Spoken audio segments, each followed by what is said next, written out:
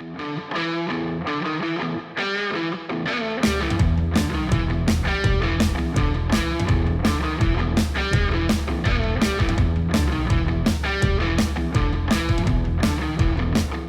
take a look at the 2039 Kershaw Frontrunner.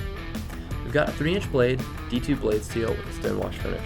For the handle, on the front we have 2 steel components that sit on top of a steel liner.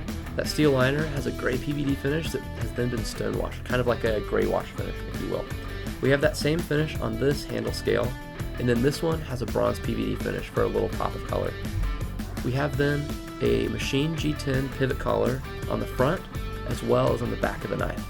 We've got a steel handle scale on the back with that kind of gray wash finish, and then an overlay with a bronze PVD finish.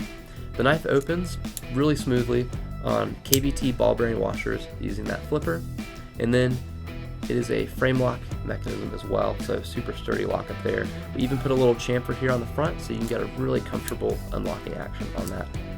This overlay on the back serves to be an overtravel stop as well, which is really nice. We've also got a glass full nylon backspacer, a steel lanyard pin with a bronze PVD finish, and a single position deep carry pocket clip. This knife took a lot of inspiration from the ZT 999 and 990, so you can see it's got that floating bridge feature, a stop pin that's removed from the rest of the handle, and a couple cool gaps and details in the handle there. So it's a Kershaw original design. That's the 2039 Frontrunner.